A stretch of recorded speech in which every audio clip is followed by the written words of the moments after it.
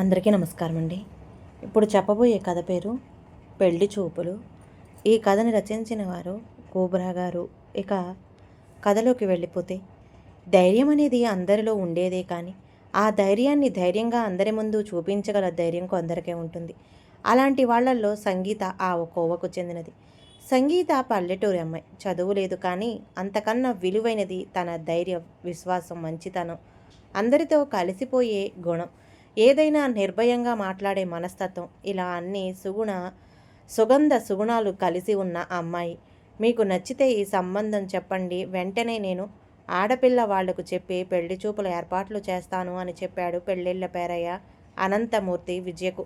చూడండి అనంతమూర్తి గారు, మాకు అమ్మాయి అందంగా ఉండి అందరితో కలిసిపోతే చాలు అని చెప్పింది విజయ. చూడండి, అమ్మాయి గురించి అంతా వివరించి చెప్పాను, మీరు ఆలోచించుకోండి. ఎందుకంటే మొదటి మాట, ఆ అమ్మాయి ఏం చదువుకోలేదు. రెండో మాట, మంచి కుటుంబం, రైతు కుటుంబం. మీ అంత ఉన్నత స్థితిలో వాళ్ళు లేరు. ఇవన్నీ మీరు గుర్తుపెట్టుకుని అందరికీ చెప్పండి. మీ అబ్బాయి గారు అమెరికాలో చదువుకొని వచ్చారు. అందుకే చదువు సంజలు లేని పల్లెటూరి అమ్మాయిని ఎందుకు చేసుకుంటారు చెప్పండి. అందుకే చెప్తున్నా, ముందుగా తనని అడగండి ఈ సంబంధం గురించి. ఎందుకు చెప్తున్నానంటే, మీ అత్తయ్య గారు మంచి అమ్మాయి, పల్లెటూరి అమ్మాయి కావాలి అంటున్నాడు. కట్న కానుకలు అవసరం లేదు, అమ్మాయి మంచి ఉండాలి, అది కూడా పల్లెటూరి అమ్మాయి కావాలి అంటున్నారు. అందుకే ఈ సంబంధం చెప్పాను అని చెప్పారు పెళ్ళిళ్ళ పారయ్య అనంతమూర్తి గారు. అంతా విన్న విజయ, అదే కదా మూర్తిగారు, నేను ఎంతో చెప్తున్నాను అత్తయ్యకు. వాడు అమెరికా వెళ్ళి చదువుకొని వచ్చాడు, వాడికి పల్లెటూరి అమ్మాయిని చేయడం ఏంటి అత్తయ్య అని. కానీ అత్తయ్య నా మాట వినడం లేదు. ఏమైనా చెబితే నేను పల్లెటూరు దానిని, అంతెందుకు నువ్వు పల్లెటూరు దానివి కదా అని నన్ను అంటున్నారు. అది నిజమేనా అమ్మ? కానీ మీ రోజులు వేరు, ఇప్పటి రోజులు వేరు. నేను ఇలా ఎందుకు అంటున్నాను అంటే, నేను ఎన్నో సంబంధాలు ఇప్పటికి చూపించాను, చేయించాను. ఆ అనుభవంతో చెప్పాను అమ్మా అని అన్నాడు అనంతమూర్తి గారు. అంతా తెలుసు మూర్తిగారు, నేనేం చెప్పలేను. ఇక్కడ మా అత్తగారు, మా మామగారు, మా వారు ముగ్గురు ఒకటే ఉన్నారు. నేను చెప్పినా వినే పరిస్థితిలో లేరు అని వివరంగా వివరించి చెప్పింది విజయ. అలా అయితే విజయ గారు, మీ అబ్బాయికి చెప్పండి, ముందు చెప్పమనండి అని చెప్పాడు పెళ్ళిళ్ళ పేరయ్య అనంతమూర్తి. అదే కదా వచ్చింది, వాడు వెళ్ళి అమెరికాలో చదువుకున్నాడు అన్న మాటే కానీ పెళ్ళి మాట వచ్చేసరికి నాయనమ్మ నీ ఇష్టం అని అంటున్నాడు. ఎందుకు అంటున్నాడో అత్తయ్య, ఎందుకు వాడి మాటలు వింటుందో ఏమోనండి, నాకైతే అర్థం కావడం లేదు అని చెప్పుకు వచ్చింది విజయ. మీరైతే సాధ్యపడితే అమ్మాయి ఫోటోలు తీసుకురండి, చూద్దాం. ఒకవేళ నచ్చితే పెళ్లి చూపులు ఏర్పాట్లు చేయొచ్చు అని చెప్పింది విజయ. సరేనండి, మీరు చెప్పినట్టు అమ్మాయి ఫోటోలు తీసుకొని వస్తాను అని కాఫీ తాగుతూ చెప్పాడు అనంతమూర్తి. సరే అమ్మా, ఇక నాకు సెలవిప్పించండి అని చెప్తూ కాఫీ కప్పు పక్కన పెట్టి లేచి నిలబడ్డాడు అనంతమూర్తి. సరేనండి మూర్తిగారు, వెళ్ళిరండి అని చెప్పింది విజయ. తన బెడ్రూమ్లోకి వచ్చి మంచం మీద కూలబడి దేవుడా అనుకుంటూ కళ్ళు మూసుకొని అలాగే ఉంది. ఏమైందోయ్? ఆ పిలుపు విని కళ్ళు తెరిచి విజయ ఎదురుగా తన భర్త వెంకటేశం నిలబడి ఉన్నాడు. ఏం లేదండి, ఇప్పుడే మూర్తిగారు వచ్చి వెళ్ళారు. తనతో మాట్లాడి వచ్చి ఇప్పుడే కొంచెం నడుము వాల్చాను అని అన్నది విజయ. అని నవ్వుతూ అడిగాడు వెంకటేశం. మీకు ఏంటండి, మీరైతే చెప్పేశారు మీ ఇష్టాలు, అత్తయ్య మామయ్య కూడా చెప్పేశారు. మీరు చెప్పింది అర్థమవుతుందండి. కానీ మా అబ్బాయి ఎందుకండి పల్లెటూరు అమ్మాయి చేసుకోవడానికి ఒప్పుకుంటున్నాడు అని అనుమానంగా అడిగింది విజయ. అదేదో వాడిని అడగొచ్చు కదా అన్నాడు వెంకటేశం. భర్త మాటలు విని విజయ ఆలోచనలో పడింది. తన భార్య దీర్ఘ ఆలోచనలో ఉండటం చూసి వెంకటేశం, ఏమైంది ఓయ్, ఎందుకు అంతగా ఆలోచిస్తున్నావు? ఏది ఎలా జరిగేది ఉంటే అలా జరుగుతుంది. ఇప్పుడు మనం అమ్మాయిని చూడటానికి వెళుతున్నాను, పెళ్లి చేసుకొని రావడానికి కాదు కదా.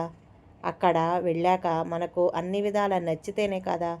అంత మాత్రాన ఇంతలా ఆలోచించాలా అని తన భార్యను నచ్చచెప్పే ప్రయత్నం చేశాడు వెంకటేశం. కానీ విజయ మాత్రం ఆలోచనలో నుండి బయటకు రాలేకపోతుంది. అప్పుడే సంతోష్ వచ్చాడు. మమ్మీ ఏం చేస్తున్నావు? నాకు ఆకలి వేస్తుంది అని వచ్చి తన తల్లి అలా ఆలోచనలో ఉండటం చూసి తన పక్కకు వచ్చి కూర్చొని, ఏమైంది మమ్మీ, ఎందుకంతలా ఆలోచిస్తూ ఉన్నావు? దేని గురించి ఆలోచిస్తున్నావు అని అడిగాడు సంతోష్. అప్పుడు వెంటనే వెంకటేశం, అదేరా సంతోష్ నీ పెళ్లి గురించి మీ మమ్మీ తెగ ఆలోచించేస్తుంది అని అన్నాడు వెంకటేశం. తన తండ్రి చెప్పిన మాటలు విని సంతోష్, ఓ సింతేనా, ఇంత చిన్న విషయానికి అంత పెద్దగా ఆలోచించాలా మమ్మీ అని నవ్వాడు సంతోష్. అప్పుడు విజయ్, అరే సంతోష్, నేను నిన్ను సూటిగా అడుగుతున్నాన్రా, ఉన్నది ఉన్నట్టు చెప్పాలి, అర్థమైందా? వెంటనే మంచం మీద నుంచి లేచి కూర్చొని అడిగింది విజయ. తన తల్లి మాటలు విని, ఏం అడగాలి అనుకుంటున్నావు అడుగు మమ్మీ, కానీ ముందుగా నాకు బాగా ఆకలి వేస్తుంది అని అన్నాడు సంతోష్. అదేరా, నీకు దేనికి ఓపిక ఉండదు, అదే నా భయం, అర్థమైందా అని అన్నది విజయ. పెళ్ళికి ఆకలికి ఏంటమ్మా సంబంధం, చిరాకుగా అడిగాడు సంతోష్. తల్లి కొడుకుల మాటలు వింటూ నవ్వుతూ చూస్తూ నిలబడ్డాడు వెంకటేశం. అప్పుడు విజయ ఇలా చెప్పింది, చూడు సంతోష్, ఇప్పుడు చూడటానికి వెళుతున్న అమ్మాయి నీలా చదువుకోలేదు, నీలా లోకజ్ఞానం లేదు, అన్నీ ఉన్నా నీకే ఓపిక లేదు. అలాంటిది ఏదీ తెలియని అమ్మాయి ఎలా ఉంటుందో ఓపిక కొంచెం అర్థం చేసుకో. ఎందుకురా నాయనమ్మ తాతయ్య మాటలు విని పల్లెటూరి అమ్మాయిని పెళ్లి చేసుకుంటా అంటున్నావు? నేను చెప్పిన మాటలు కొంచెం ఆలోచించరా. నీకు పల్లెటూరు అమ్మాయికి ఎక్కడ సరిపోతుందిరా? నీవేమో అమెరికాలోనికి వెళ్ళి అమెరికాలో సిటీలో చదువు సంధ్య లేని పల్లెటూరు అమ్మాయిని తీసుకుని వెళ్ళి ఎలా సర్దుకుపోతావు? తను అక్కడి వాతావరణంలో మన భాష రాని చోట ఎలా ఉండగలదు? పెళ్ళి అనేది అన్నీ సర్దుకుపోయి కలిసిమెలిసి ఒకరికొకరు అర్థం చేసుకొని ఉండగలగాలి. ఇది ఈ జనరేషన్ వాళ్ళకు అర్థం కాని ప్రశ్న. ఇద్దరూ చదువుకొని ఉండి అన్నీ తెలిస్తే, అంత లోకజ్ఞానం ఉండి బాగా చదువుకొని ఉద్యోగాలు చేస్తూ అయినా ఒకరికొకరు పడక విడాకులు తీసుకుంటున్న రోజులివి. అన్నీ తెలిసి నీ జీవితాన్ని, ఆ అమ్మాయి జీవితాన్ని, మా జీవితాలని చిందరవందర చేయకురా. నీకు దండం పెడతాను. ప్లీజ్ సంతోష్, ఆలోచించు, అడుగు ముందుకు వెయ్యి, అంతేగాని ఏదో పెద్దవారు చెప్పారు, అమ్మా నాన్న చెప్పారు అని ఎలాంటి నిర్ణయాలు తీసుకోకు. ఏ పని చేయకు. ఇంతకన్నా నేను చెప్పలేను, ఇంకా చెప్పడం కూడా నాకు రాదురా అని గట్టిగా చెప్పింది విజయ. తన కొడుకు సంతోషం, వెంకటేష్ తన భార్య మాటలు విన్నా మురిసిపోతూ తనలో తాను నవ్వుకుంటూ, అయిపోయిందా మీ ఇద్దరి ముచ్చట్లు, ఇంకా ఏమైనా మిగిలి ఉన్నాయా అని అడిగాడు.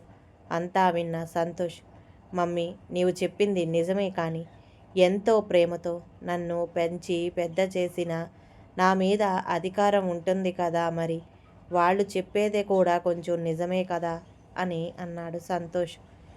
కోపంతో విజయ, అరే నీకు ఎలా చెప్పాలిరా, వాళ్ళు చూసిన కాలం వేరు, నువ్వు చూస్తున్న కాలం వేరు అని గట్టిగా చెప్పింది విజయ. ఓ మమ్మీ, కూల్ కూల్, నేనేమీ తొందరపడి చేసుకోవడం లేదు, జస్ట్ చూసి రావడమే, తర్వాత చూద్దాంలే అని అన్నాడు సంతోష్ తన తల్లితో. విజయకు ఇంకా కోపం వచ్చింది. ఏమంటున్నావురా, జస్ట్ చూసి రావడమా? ఏంటి పిచ్చి పిచ్చి మాటలు మాట్లాడటం కాదు. ఒక అమ్మాయిని పెళ్లి చూపులు అని చూసి ఆ తర్వాత నచ్చలేదని చెప్పడం, ఏదో ఒక వంక చెప్పి వదిలించుకోవడం, ఇది మంచిది కాదు. ఇలా చూడడమే ఎందుకురా? చూసిన అమ్మాయి నాకు నచ్చలేదు అని చెప్పడం మంచిది కాదురా. అందుకే చెప్తున్నా, ఇక్కడే ఆగిపో. ఏంటండి మీరు ఏమనరు అని భర్త మీద విసుక్కుంది విజయ. వింటున్నా విజయ, మీ ఇద్దరు మాట్లాడుకుంటున్నారు కదా, అదే అందుకే ఆగా, వింటున్నా ఇలా చెప్పాడు వెంకటేశం తన కొడుకుతో. చూడు సంతోష్, మీ మమ్మీ ఆలోచించి చెప్పింది. ఎంతోమందిని నేను ఎన్ని పెళ్లి సంబంధాలు చూశాను, నేను ఇంతమంది అమ్మాయిలను రిజెక్ట్ చేశా అని గొప్పగా చెప్పుకుంటారు. ఇది గొప్పతనం కాదు, పిచ్చితనం, మూర్ఖత్వం. అలా పెళ్లి చూపులు చూసి మనం వచ్చేస్తాం, కానీ ఆ అమ్మాయి మీద, ఆ కుటుంబం మీద ఎంతగా ప్రభావం చూపుతుందో తెలుసా? ఈ పెళ్లి చూపులు వాళ్ళు ఎంత కుంగిపోతారో తెలుసా? చూసి నచ్చలేదు అని చెప్పేస్తే ఎలా అని అన్నాడు వెంకటేశం. అప్పుడు సంతోష్, వావ్ డాడ్, మమ్మీ మీ ఇద్దరు గ్రేట్, ఎంత దూరం ఇంతగా ఆలోచిస్తున్నారు, ఇంత మంచి ఆలోచనలు. మీరు శాంతమ్మ గుమ్మడి చౌదరి కొడుకు కోడలేనా? వారి ఆలోచనలకు మీ ఆలోచనలకు ఆకాశానికి భూమికి ఉన్నంత తేడా ఉంది అని చెబుతూ గట్టిగా నవ్వాడు సంతోష్. ఇక చాలు పద, భోజనం చేద్దాం అని బెడ్రూమ్ నుంచి కిచెన్లోకి వెళ్ళింది విజయ. తన పని మనిషిని పిలిచి భోజనాలు ఏర్పాట్లు చేయించింది విజయ. అందరూ కూర్చొని భోజనాలు చేస్తున్నారు. అప్పుడు శాంతమ్మ, ఏమైందిరా వెంకటేశం, ఎప్పుడు వెళుతున్నావు అమ్మాయిని చూడటానికే అని అడిగింది తన కొడుకు వెంకటేశానికి. అమ్మ అనంతమూర్తి గారు ఫోన్ చేస్తా అన్నారు అని అన్నాడు వెంకటేశం. భార్యాభర్తలు ఒకరి ముఖం. అప్పుడే వెంకటేశంకి ఫోన్ వచ్చింది. అమ్మ అనంతమూర్తి గారు కాల్ చేస్తున్నారు అని చెప్పి ఫోన్ లిఫ్ట్ చేశాడు వెంకటేశం.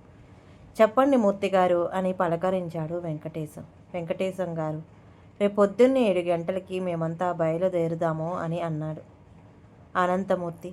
అప్పుడు వెంకటేశం, అదే ఏంటండి మూర్తి గారు, అంత పొద్దునే ఏంటండి అని అడిగాడు వెంకటేశం. అప్పుడు అనంతమూర్తి గారు ఇలా అన్నారు, వెంకటేశం గారు, మనం వెళ్ళడానికి 4 గంటల సమయం పడుతుంది అండి. అందుకే చెప్పాను 10:30కు మంచి ముహూర్తం ఉంది. మంచి ముహూర్తాన అమ్మాయిని చూస్తే మంచిది, ఏమంటారు అని అడిగాడు అనంతమూర్తి. అప్పుడు వెంకటేశం, సరేనండి, అలాగే, ఒకసారి అమ్మని అడిగి మీకు కాల్ చేస్తాను అని చెప్పి ఫోన్ పెట్టేశాడు వెంకటేశ. ఏంట్రా, ఏమైందిరా అని అడిగింది శాంతమ్మ. అమ్మ, రేపు పొద్దున్నే 7 గంటలకి మనము అమ్మాయిని చూడ్డానికి బయలుదేరారట. అదేంట్రా అంత పొద్దున్నే అని అన్నది శాంతమ్మ. అదే నేను అడిగాను. అమ్మాయిని చూడటానికి మంచి ముహూర్తం కావాలి అట అని నువ్వే చెప్పావా అట. మనం ఇక్కడ నుంచి 7 గంటలకు బయలుదేరితే అప్పటికి చేరుకోగలము అని చెప్పారు అనంతమూర్తి గారు అని తన తల్లితో ఇలా చెప్పాడు వెంకటేశం.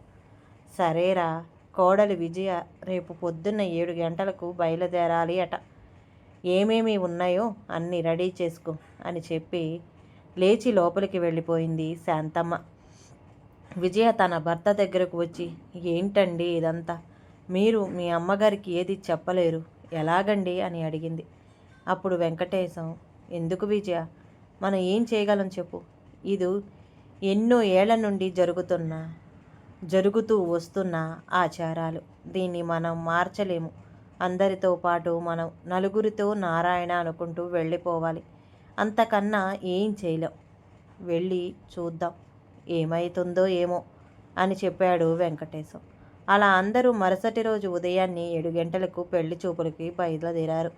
అందరూ కలిసి అందరూ వెళుతున్నారు. అప్పుడు శాంతమ్మ అనంతమూర్తి ఇలా అడిగింది, ఏమోయ్ మూర్తి, మేము వస్తున్నామని వాళ్ళకు చెప్పకే కదా మనము బయలుదేరాం. వాళ్ళకి చెప్పకుండా ఎలా బయలుదేరతామమ్మా అని అన్నాడు అనంతమూర్తి. ఏంటి మూర్తి, నేనేమన్నా తప్పుగా అడిగానా, నువ్వు అంతలా గట్టిగా చెప్తున్నావు అని అడిగింది శాంతమ్మ.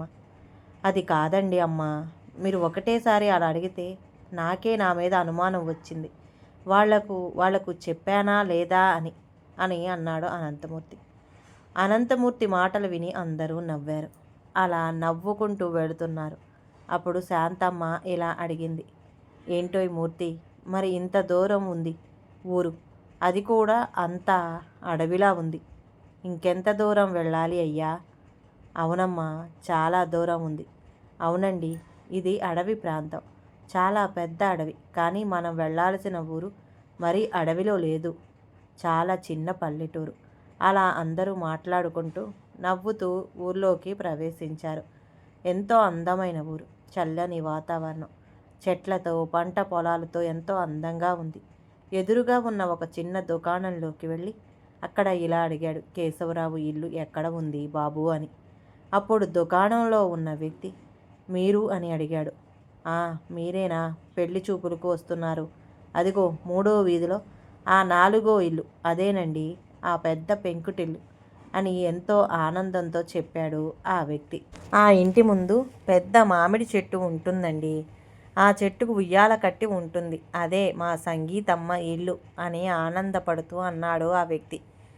సరేనండి, నమస్కారం పెట్టి అక్కడి దాకా కారు వెళుతుందా అని అడిగాడు అనంతమూర్తి.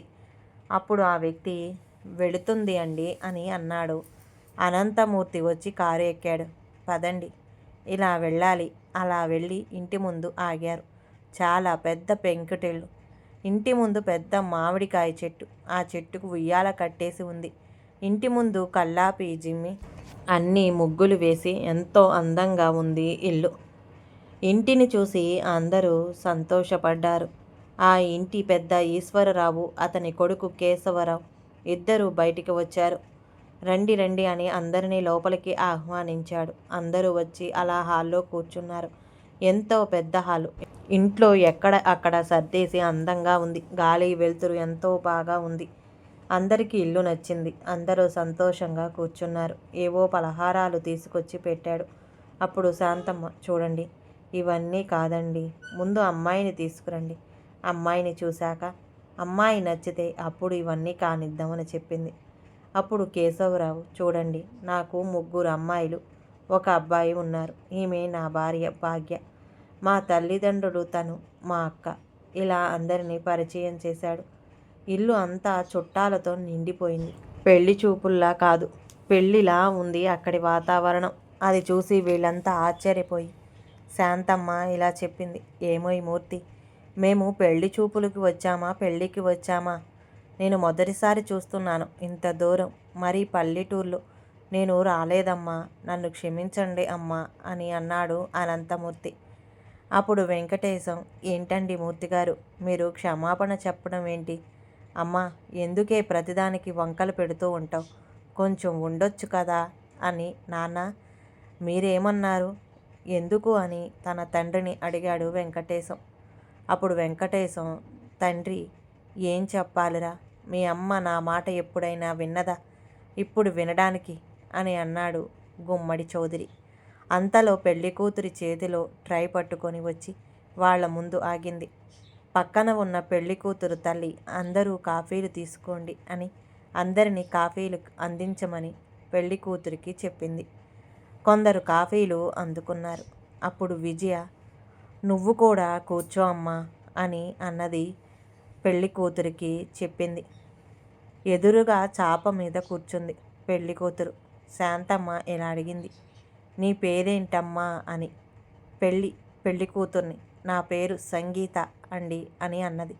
వంట పార్పు వస్తాదా అని అడిగింది శాంతమ్మ. తల ఊపింది సంగీత. అన్నీ అడిగేశారు. అందరి మధ్యన మౌనం. సంతోష్ని అందరూ అడిగారు, అమ్మాయి ఎలా ఉంది అని. మెల్లగా సంతోష్ ఎంతో సంతోషంతో, బాగుంది అమ్మాయి అన్నాడు. సంతోష్, అప్పుడు అందరూ మా అందరికీ అమ్మాయి నచ్చింది అని అందరూ అందరి ముందు చెప్పేశారు. ఏమైనా మాట్లాడతావా ఆ అమ్మాయితో అని అడిగాడు అమ్మాయి తండ్రి కేశవరావు సంతోష్తో.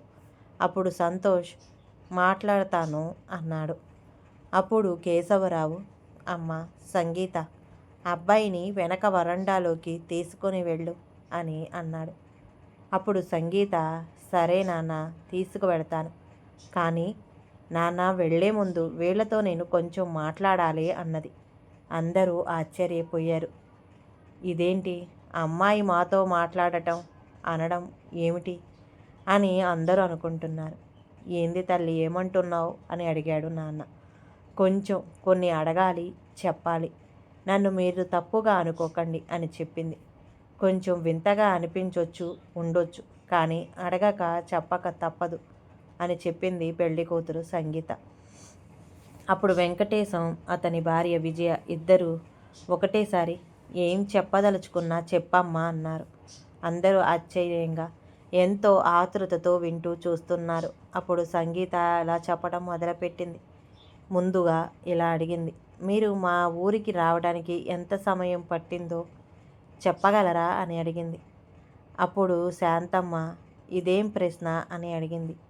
అది ఏంటంటే, మనం ఎక్కడికైనా వెళ్ళేటప్పుడు ఎంత సమయం పడుతుంది, ఎంత సమయం పట్టింది అని చూసుకుంటాం కదా, అందుకే అడిగాను అని చెప్పింది సంగీత.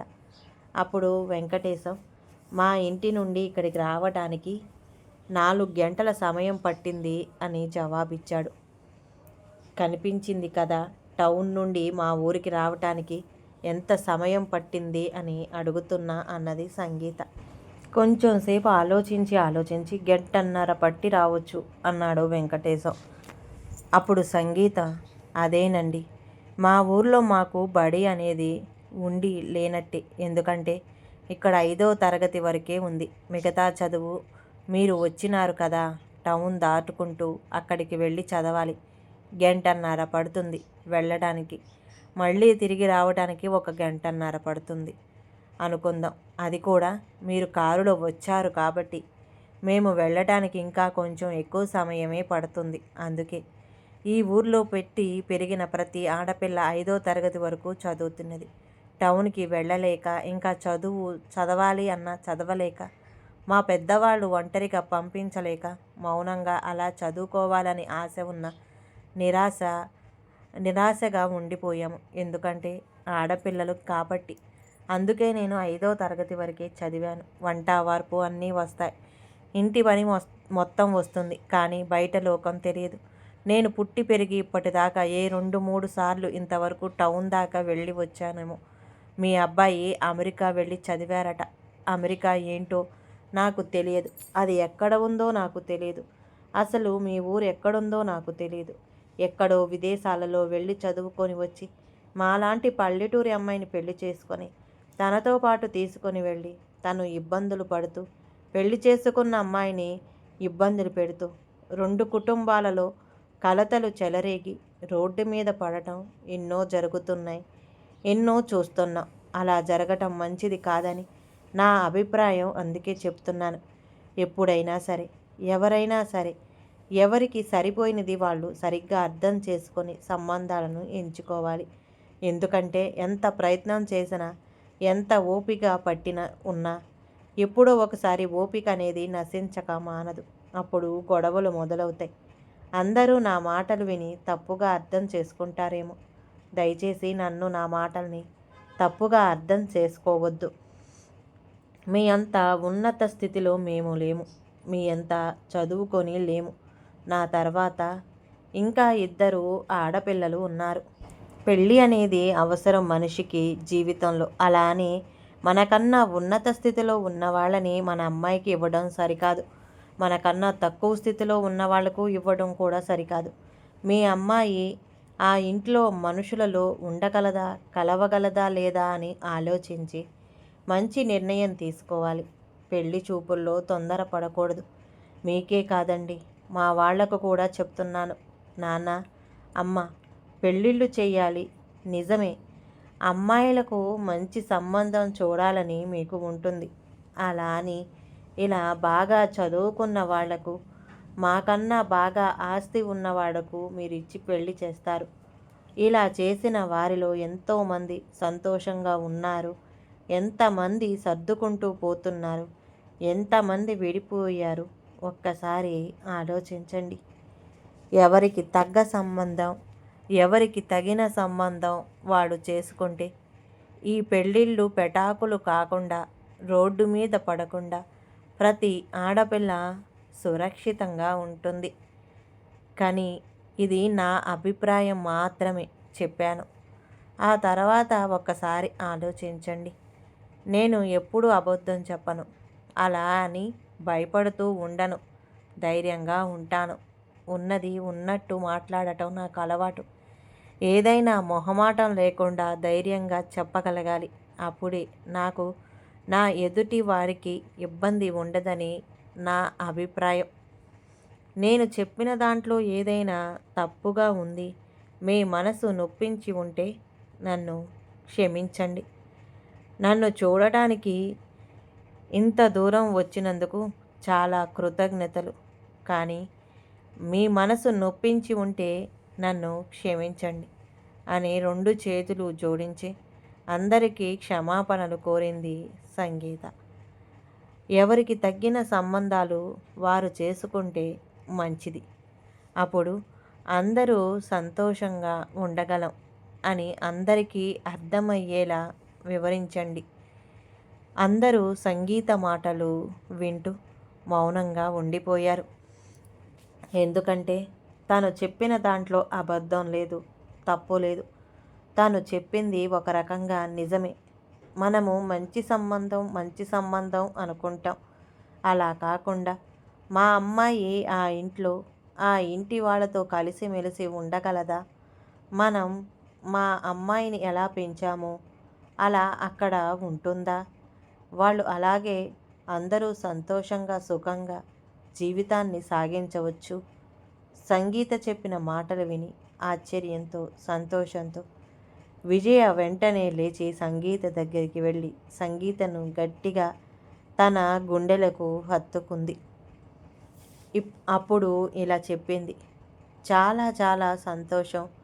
విలువైన చాలా అమూల్యమైన ముత్యాల్లాంటి మాటలు చెప్పావు. అక్షరం అక్షరం నిజం. అందరూ నీలా ఆలోచిస్తే ఈ లోకంలో బాధలు అన్న ఆ 2 అక్షరాలు లేకుండా జీవించగలరు. చిన్నదానివి, చాలా పెద్ద మాటలు చెప్పావు. పెద్దవాళ్ళు ఎవరూ ఆలోచించని మాటలు. శభాష్. నిన్ను ఎలా మెచ్చుకోవాలో అర్థం కావడం లేదు. నిన్ను మెచ్చుకోవడానికి నా దగ్గర అక్షరాలు లేవు. అన్నీ చాలా చక్కగా వివరించి మరీ చెప్పావు. చాలా సంతోషం. నీవు చెప్పిన మాటల్లో ఎక్కడా తప్పు లేదు. అంతా కరెక్ట్గా చెప్పావు. ధైర్య సాహస లక్ష్మి అమ్మా నీవు. సంగీత, నిన్ను క్షమించడం కాదు, వీలైతే మమ్మల్ని క్షమించు.